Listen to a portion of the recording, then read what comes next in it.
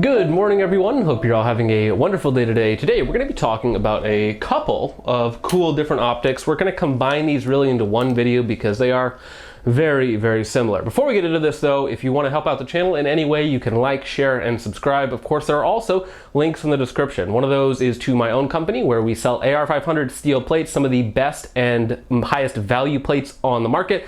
For those of you wondering, you guys have been extremely supportive of that, and thank all of you who have purchased plates. We're going to be running out of our first run of plates fairly soon, so you probably want to get in there, and then we're going to have our second run of plates probably in the next few weeks. On top of that, there's also Subscribestar. If you guys want extra content and discounts on the plates, you can go check that out. So what we have here is the Holosun. This is the, had to check, this is the Gen 2, the version 1, and this is the, I believe, Gen 2, but this is the version 2. So these optics are very similar, but also somewhat different. So we're going to talk about them combined, but before we do that, let's talk about the actual scope of the video itself. So today, because I do not have a pistol with an optics mount, we are discounting that portion of the review. So we're going to be talking about these and how they fit onto rifles, carbines, and sort of really small compact subguns. So yes, I am aware that these are both excellent pistol optics and that plenty of competition and professional users use these on their pistols, but because I don't have any experience with that, I'm not going to be talking about that at all. I'm just going to be sharing my experiences using them on subguns, MP5s, AR9s, compact, more carbine style rifles, so short barrel, 10.5, 12.5, those sorts of things, and talk about my experiences and how they fit into those roles and how they compare to some other competitive options in the same space. So first up, this is the version 1. Now, the main difference between my version 1 and the V2 is that this one here has the 32 MOA circle, which is very much similar to an EOTech circle, and the 2 MOA center dot. Now, as you notice, the window size here is very, very small. So generally speaking, that 32 MOA circle is really crowded in the window. So generally, I actually turn that off, and I'm just using the 2 MOA center dot, which is very fast, very precise. So I've used this guy out to, I want to say, 100 yards with no issues whatsoever, even though it is a micro style optic. Once you get in it, once you get your sight picture, there's absolutely no problem looking through it, and you really shouldn't be sucked into your optic too much. So window size is somewhat overstated in some other reviews. Basic features, it weighs like 5 ounces or so. It's very, very light. 50,000 hour battery life. It has, of course, the solar panel on top, which I don't really care for. It doesn't really make a difference to me, just because that battery life is so long anyways that I'm never really going to run into the need to have it, but I guess it is a nice failsafe. Another nice feature about it is that it does have a removable battery tray, so you do not need to remove the optic to switch out your batteries, but again, you're not going to be changing them out very often to begin with. On the V1, you have 2 very small plus and minus buttons on the side that are arranged horizontally versus vertically, and they're very small. However, they do work, and since I'm not really messing with my brightness too much, once I take it out of its bag or out of the truck, I pretty much just set it and then run it for the rest of the day at that brightness setting. Now, as I mentioned, it does have multiple reticles. So you have the full reticle, which is the 32 MOA circle with the hash marks in it with the 2 MOA center dot. Then you have just the circle, just the 32 MOA circle. If you wanted to use that for some reason, it'll work just fine. You can obviously make hits with it just fine up close. And then you also have the 2 MOA dot. Now, I wouldn't really use the 32 MOA circle by itself. Some people will like to have the feature of having the 32 MOA circle because it kind of reminds them of their EOTechs, that sort of thing. But for me personally, I prefer just the dot. So if you get the version with just the dot to begin with, it's actually a little bit cheaper than if you go with the one that has the multi-reticled styles. And since the reticle doesn't really do all that much for me, I generally, like I said, leave it on the 2 MOA dot. And if I was going to buy these myself, I would go with just the dot. Speaking of how I came to own these, I actually didn't really pay for them per se. This optic came on a POF MP5 that I bought, and this optic I actually traded an upper receiver for. So I actually didn't really pay for them, and I bought these used, so I didn't buy a brand new, but generally speaking, they're around the $300 mark brand new, maybe a little bit less. And in the used market, you should be able to find them for $200 to $250, which for what you get for the feature set is an extreme amount of value, especially if you're mounting these to a pistol. A lot of value there. Now, let's talk about what I'm using them as right now. So they're both on 1.5 mounts. However, the way that the optics mount to a riser.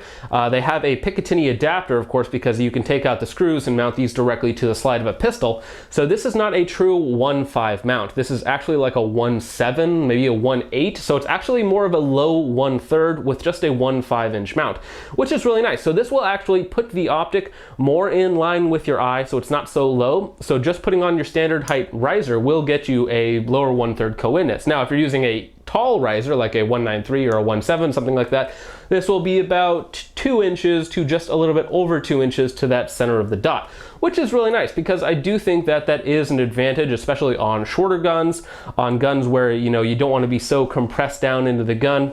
Having that extra height makes it really nice because you do not have to get so far down onto the gun. You can keep your head in more of a upward position and still get a very decent sight picture on your reticle. Now, speaking about the glass itself, the glass on these, and it's been noted by many people, is very, very tinted. So you get a very aggressive blue filter on there, and that does a couple things. One, it makes your dot show up much brighter than it would otherwise, and it also allows you to use less power to achieve the same amount of brightness, which means that you get that exceptional 50,000 hours of battery life.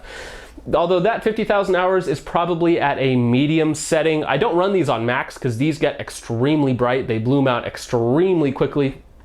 So I actually run them probably at about 2/3 to 75% of max power. So I'm still probably getting maybe 20-30,000 hours of battery life, but probably not the rated 50,000 hours of battery life. Though we're still measuring in years, not months, in terms of battery life. So now speaking of the V1 and testing, so basically once I got this, it was already mounted on my POF MP5, and I took it out and I dropped it in mud. I did several drop tests on it, and it did exceptionally well. I only had to zero it one time on every gun that I put it on, and I haven't had any shift in zero. Now originally this was on my POF MP5, and it was probably on there for about 1,000 rounds of 9mm, and then this one got switched off to my 14.5 Wolf A1 upper receiver, and then to my 12.5 Wolf A1 upper receiver, which by the way I ended up selling my 14.5 just because I ended up liking the 12.5 a little more, so the 12.5 ended up staying.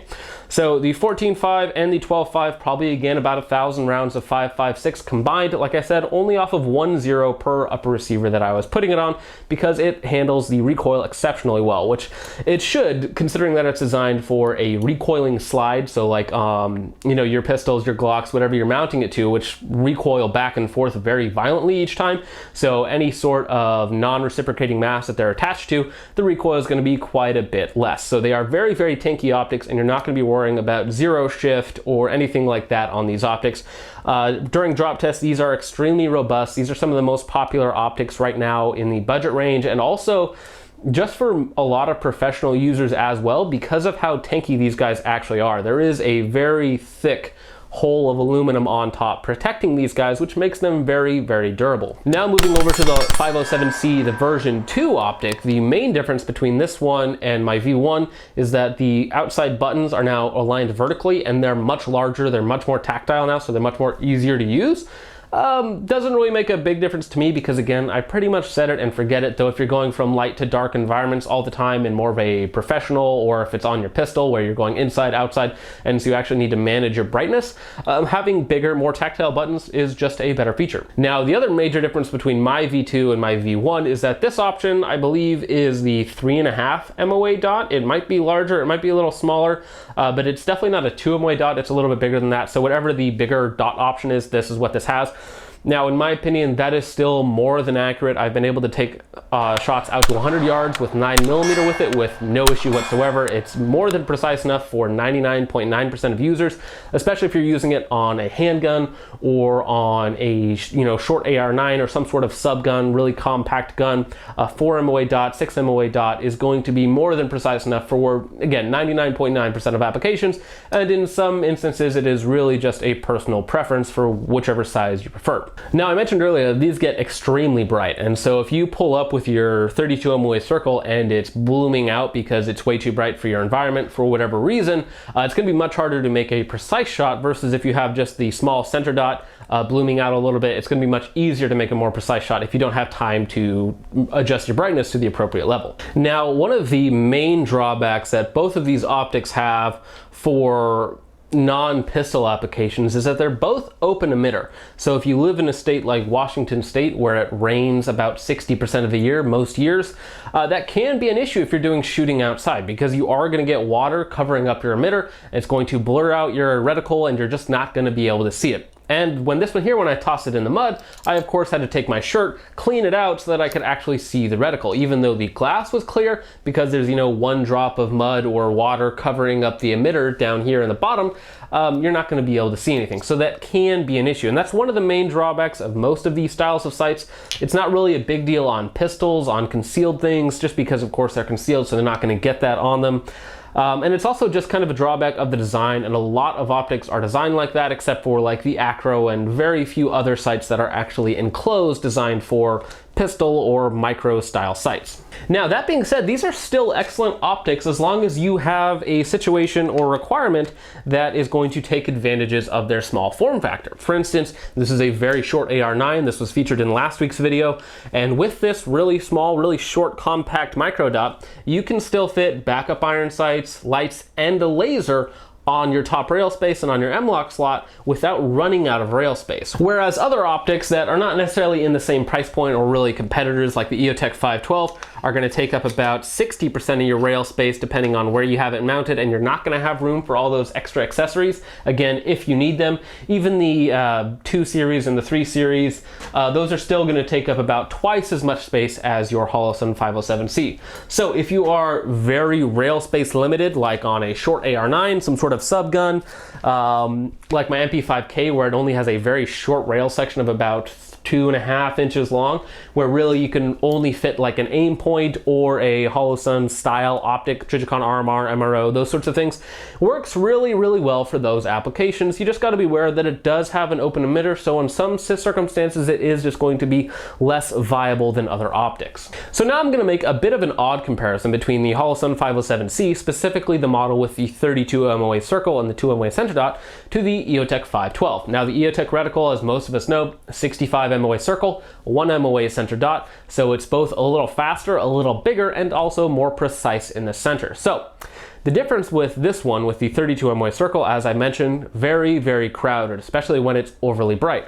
With this window on the EOTech 512, you have a absolutely huge window, so even with that 65 MOA circle and that 1 MOA dot, it doesn't crowd out the window quite the same way. Now, this brand new is worth about 400 bucks, sometimes less than 400 bucks. I picked this one up used for $300 because I wasn't worried about picking up a used EOTech. I'm sure this is going to be a tank forever.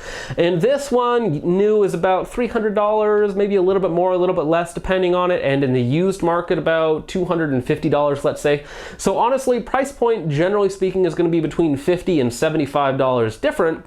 And depending on your application, this obviously has much better battery life, but in every other regard, this is a little bit better. This is going to be more tanky than the 507C. It also has much better glass. It has a more precise reticle with a 1 MOA center dot versus a 2 MOA center dot, and it's a little faster with the 65 MOA donut of death versus the 32 MOA circle that kind of crowds up the optic.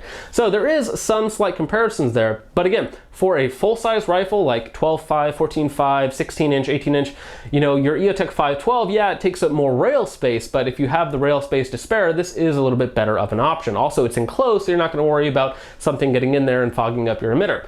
Whereas this one here, if rail space is confined and you only have a certain amount to work with, this might be a little bit of a better option. But the main point of this is that these have been both excellent optics for me. I have not had any issues with them whatsoever.